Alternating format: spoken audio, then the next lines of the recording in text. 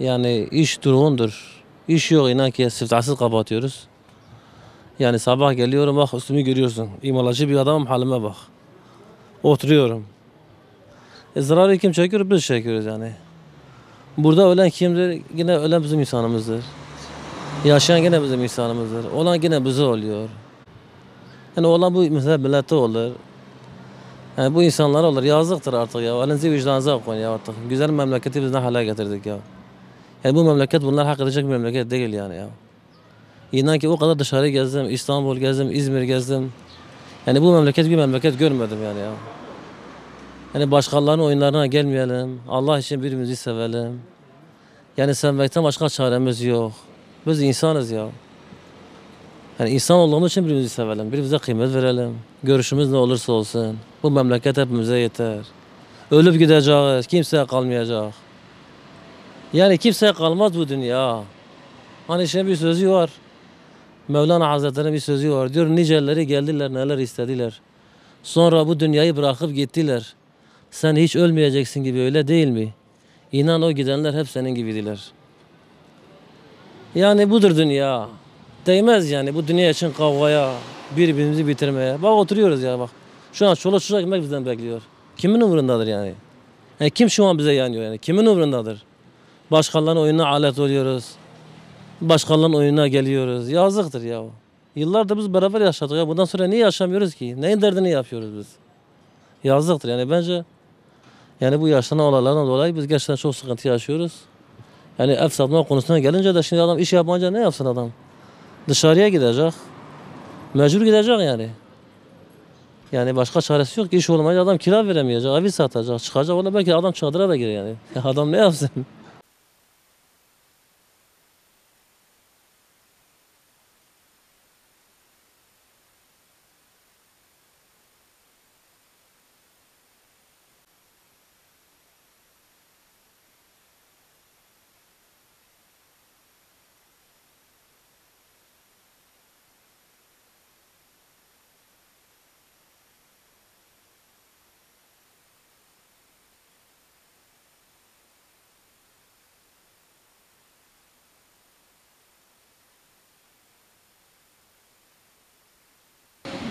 Ya abi vallahi dükkanlar kapanıyor, evler yapıyor, huzursuzluk olduğu için yani Güneydoğu'da bir huzur yoktur.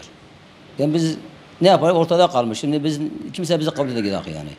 Şimdi ben baştan olarak şimdi dükkanlar niye satıldığı zaman niye iş yeri satılıyor. Yine artık millet iş yapamaz hale gelmiştir ha. Şimdi bak bu doğu batı aynı da gelir. Şimdi ben çocuklarım batıda çalışıyor, bu arada arabada çalışayım. Ben oğlum bir atıcı Beyoğlu'dadır. Yani oranın işi buranın işi aynı da gelir ha. Buranın işleri daha yoğundur.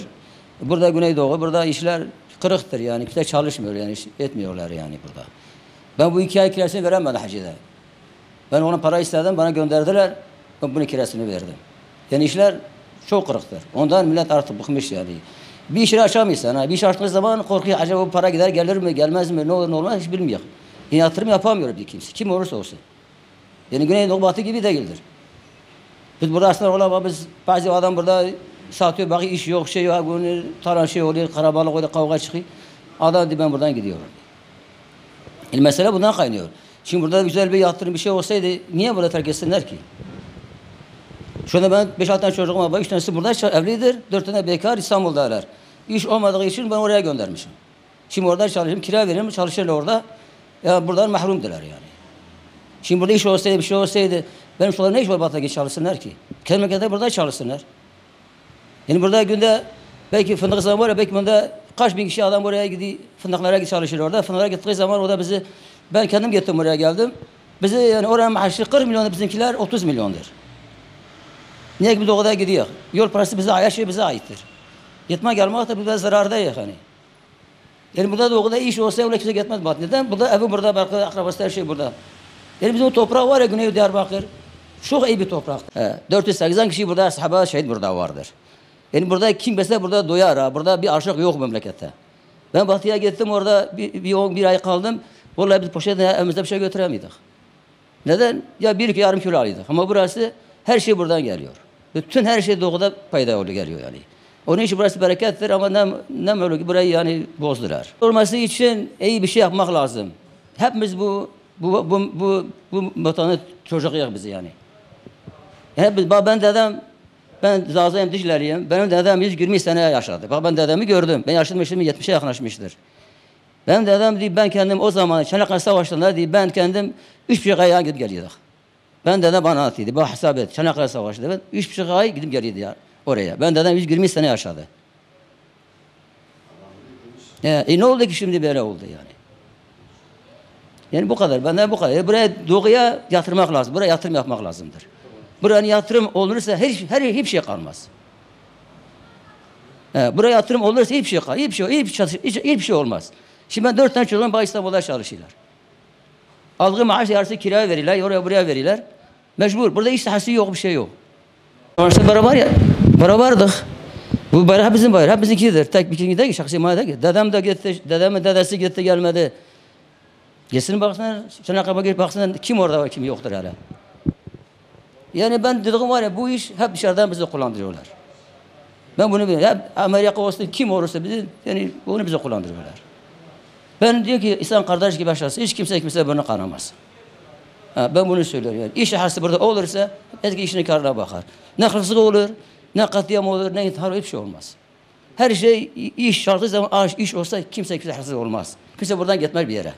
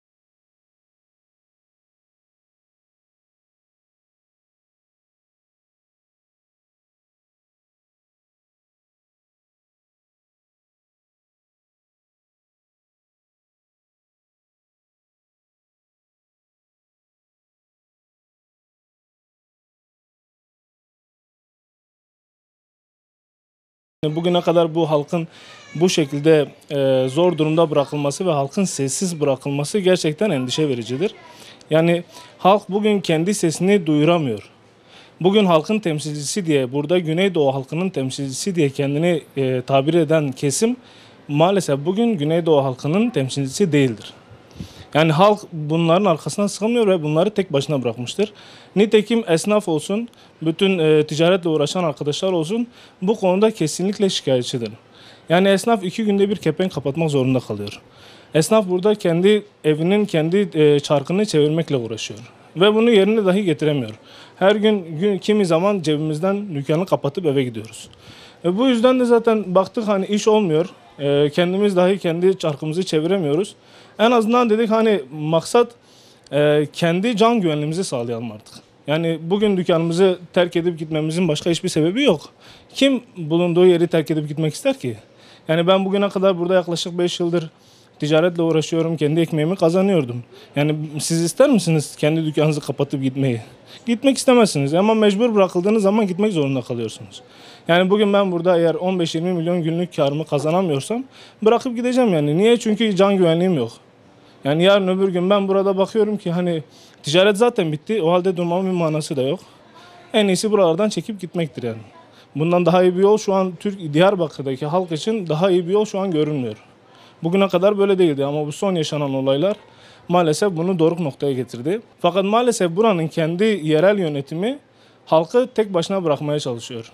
Yani halkı kendisiyle baş başa bırakıp kendi çözümleriyle uğraşmasına olanak sağlamıyor ve halkı böyle bir çaresizliğe doğru sürüklüyor. Bu da halkın onlara karşı onları tercih etme yolunda daha iyi bir aşama olması için. Yani halkı bir nevi eskiden devletin bugün de bazı yerel yönetimin yaptığı gibi halkı bazı zorluklara mecbur bırakıyorlar. Halk da ne yapacak? Çaresiz buralardan çekip daha emniyetli yerlere, daha böyle can güvenliğinin hiçbir şekilde endişe edilmediği, insanların refah içerisinde yaşayacağı yerlere doğru yavaş yavaş maalesef Diyarbakır eskiden göç alan yerken şu anda maalesef göç eden bölge olmuştur.